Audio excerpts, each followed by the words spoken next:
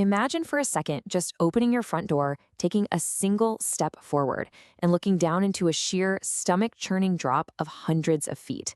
I mean, for most of us, that's literally the stuff of nightmares, right? Yet, for centuries across the globe, humans have deliberately chosen to build their homes, their sacred sanctuaries, and even entire bustling cities right on the very edge of the abyss. Today, we're unpacking the mysteries of the world's most extreme high-altitude settlements in this explainer. We are diving deep into the incredible lengths humanity will go to just to conquer seemingly impossible environments. So, when you see these precarious places, you really have to ask yourself a core philosophical question. What actually drives us to build on deadly cliffs? Is it a desperate necessity born of fear? Maybe a profound search for spiritual peace? Or is it an unyielding drive to push the boundaries of science and human endurance? Well, to understand this, we have to look at the primary instinct that drove our ancestors up the mountains in the first place. Okay, let's dive into Section 1. Fortresses of Survival, Escaping the Terror of War. Check out the hanging houses of Cuenca in Spain. Built way back during the Middle Ages, the residents of this time used the natural, sheer rock formations of the mountainside to create an absolutely impenetrable fortress. But how did they actually pull that off? Well, they engineered these protruding wooden balconies by driving deep pine beams directly into the rock face. So, their homes were suspended entirely over a ravine with hundreds of feet of empty air right below them. It was a massive psychological gamble. By leveraging that extreme landscape, they effectively built a natural shield against enemy attacks. They basically decided that the sheer, constant peril of gravity was vastly preferable to the terror of approaching armies. Now, today, these structures safely house museums and restaurants for curious tourists. But those original inhabitants, they brave that vertigo daily, literally trusting those wooden beams with their lives. And we see a remarkably similar survival instinct over in China's Atolier village, which is famously known as the Cliff Village.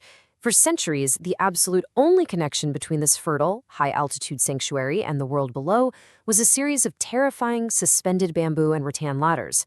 I mean, children literally had to scale these deadly swaying drops out in the elements just to commute to school. The location obviously provided phenomenal cover during times of conflict, but it required an unimaginable daily tolerance for risk. Today, things are different. The government has installed these sturdy steel ladders, transforming it into a much safer route and a modern tourist destination. But it vividly highlights what humans are willing to endure for a safe haven. Of course, humans don't just run from physical danger. Sometimes they climb to escape the noise of worldly life entirely. Moving right along to Section 2, Sanctuaries in the Sky, Seeking the Divine in Isolation. If you want to understand the profound lengths people will go to for spiritual isolation, look no further than Greece. The word matera literally translates to suspended in the air. And honestly, when you see these 14th century monasteries sitting perfectly atop massive, sheer, pillar-like rocks that reach straight into the sky, you understand exactly why it earned that name.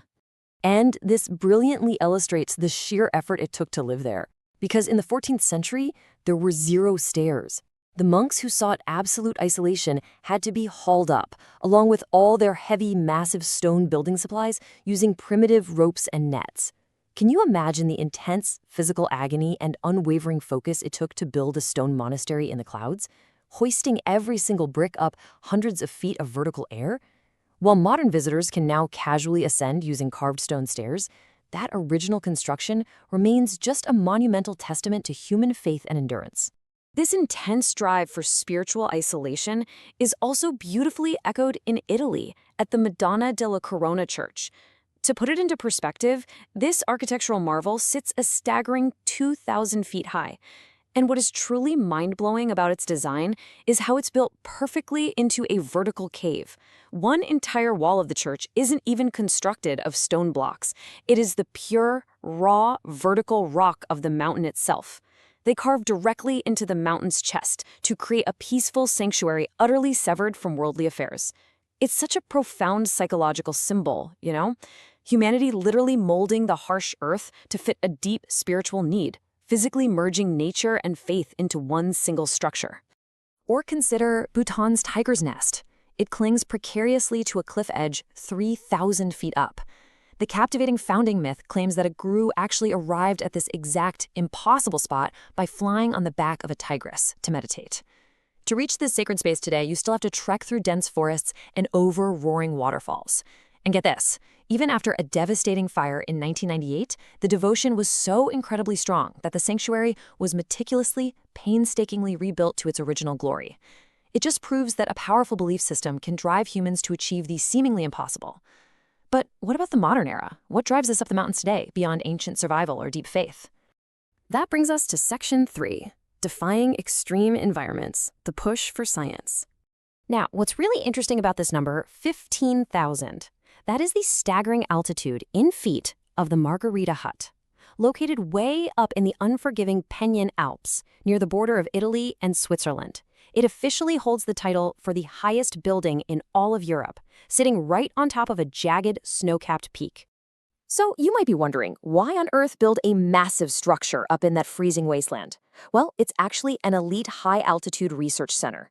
Scientists literally brave dangerous, roadless, icy paths to reach this hut specifically to study the effects of extreme cold and severe lack of oxygen on the human body. Just imagine trying to conduct complex, meticulous scientific research when drawing a single breath feels like running a marathon. They deliberately subject themselves to environments where human life is barely sustainable, all just to expand our medical knowledge. It shows that our modern thirst for data and discovery often outweighs any geographical limit. But sometimes building in impossible places isn't a deliberate choice at all. Sometimes extreme geography simply forces your hand. Section 4. Adapting to tight spaces, when geography forces you up. Just 30 meters. Imagine an entire, bustling metropolis compressed into a space just 30 meters wide. That is the reality for Yanjin, China, at its very narrowest points. It's widely considered the world's narrowest city, and it stands as an absolute marvel of spatial adaptation. Yanjin truly looks like a sci-fi landscape. It is entirely trapped between a rushing river and steep, unforgiving mountain faces. Because there's virtually no flat land available, hundreds of thousands of people have literally been forced to build vertically. Massive, towering buildings are propped up right on the riverbanks using giant concrete pillars. The residents live with the constant, looming threat of flooding, yet they've engineered a massive network of bridges and tunnels just to make daily city life possible. Living on pillars over a rushing river isn't just some quirky engineering feat. It's a sheer testament to human stubbornness. It is the absolute refusal to let geography dictate where we can and cannot live. Finally, Section 5, the indomitable human spirit, summarizing the impossible. So the crucial point is this: when we connect the dots across all these incredible locations from our sources today, a really profound picture of human resilience emerges. From the precarious cliff edges of Cuenca and the dizzying bamboo drops of Atolier, where the core drive was sheer survival and defense against enemies, to the soaring rock pillars of Meteora and the 3,000-foot heights of Tiger's Nest, built purely for spiritual peace and total isolation.